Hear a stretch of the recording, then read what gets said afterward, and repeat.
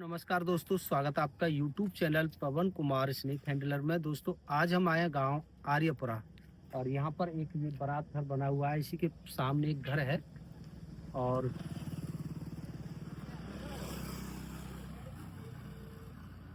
उस घर के पास में एक ईंटों का ढेर रखा हुआ है जिसमें कि सांप बैठा हुआ है। चलिए उस सांप को रेस्क्यू करते हैं और आपको दिखलाते हैं कैसी जगह पर वो छुप के बैठा है और कौन सी प्रजाति का वो सांप है। क्या वो सांप जहरीला है या नॉर्मल है, ये भी बताने की कोशिश करते हैं। आइए उससे पहले आपको सांप दिखलाते हैं कहाँ पर है।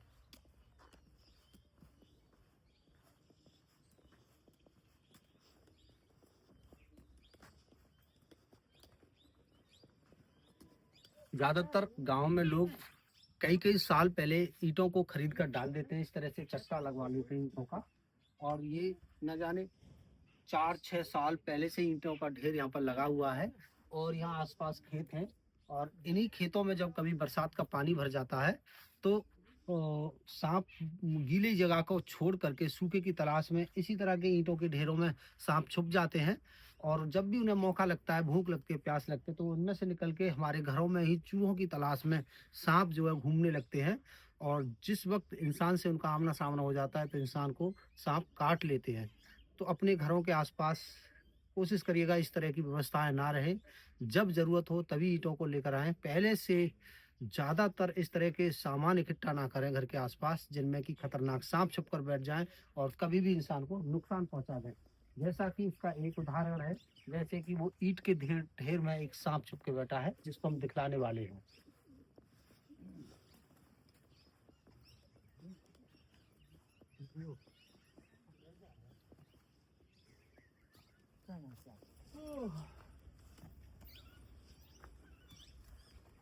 और जैसा कि मैं बता रहा था कि अपने घरों के आसपास हम ईंटों का ढेर इतने साल पहले से इकट्ठा करके ना रखें कि जिनमें खतरनाक जानवर अपना बसेरा बना लें, अपना घर बना लें और मौका मिलने पर वो यहाँ से कभी भी निकल कर आपके परिवार के किसी सदस्य को नुकसान ना पहुँचा दें। इसलिए ख्याल रहे, ईंटें तभी लाएं जब जरूरत हो। उससे पहले 2-4 साल पहले से जो लोग ढेर लगा लेते हैं उनके आसपास कभी भी उनके किसी भी व्यक्ति को खतरा हो सकता है। नेक्स्ट चुप है जाओ भैया। चलिए देखिए सांप यहाँ पर छुप के बैठा है।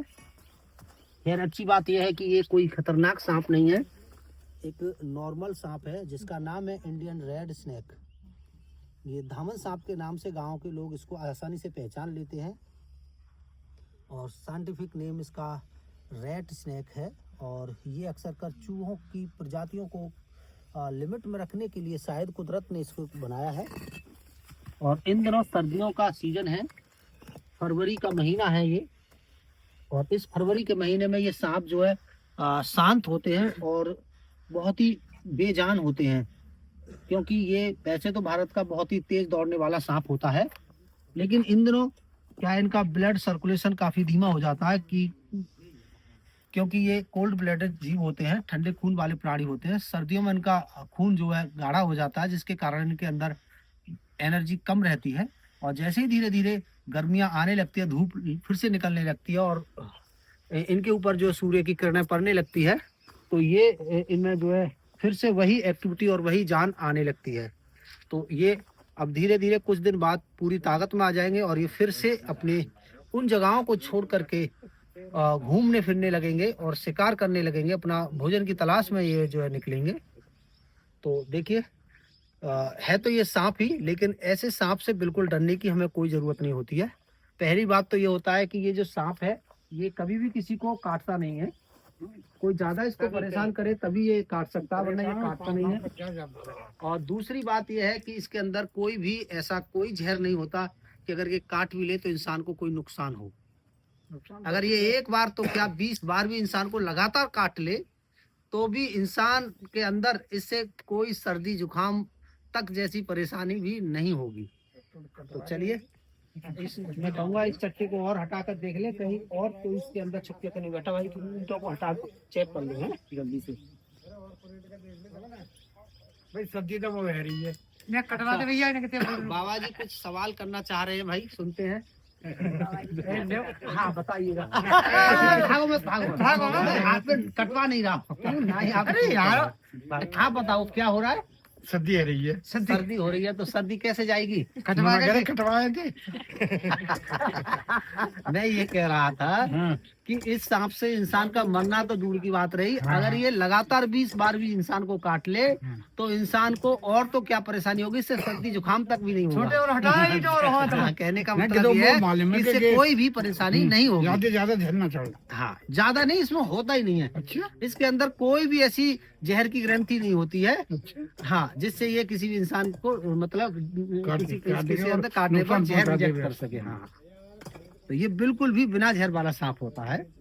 और खास तौर पे ये कुदरत ने मेढक और चिड़िया और चूहे की प्रजाति को लिमिट में रखने के लिए बनाया है। ये इसीलिए इसका नाम जो दिया गया है, इसके लिए रेड स्नेक नाम से जो है किताबों में इसको जाना जाता है, क्योंकि ये चूहों के बिल के अंदर भी घुस करके हाँ, जब और चूहों के परिवार को खा करके खत्म करने में माहिर होता है। माना होगा ऐसा कि कुदरत ने कि भाई चूहे की प्रजाति अगर लिमिट से ज्यादा बढ़े तो उसको कंट्रोल कैसे किया जा सकता है। अच्छा। तो शायद कुदरत ने सोचा होगा कि एक ऐसा जीव बनाया जाए जो इनके बिल के अंदर घुस करके और उसको नष्ट करे, उनको नष्ट करके और फिर से वापस लौट के आ सके। तो शायद इसका जो इस तरह के शरीर की रूपरेखा है, इसी वजह से कुदरत ने इसको डिजाइन किया होगा।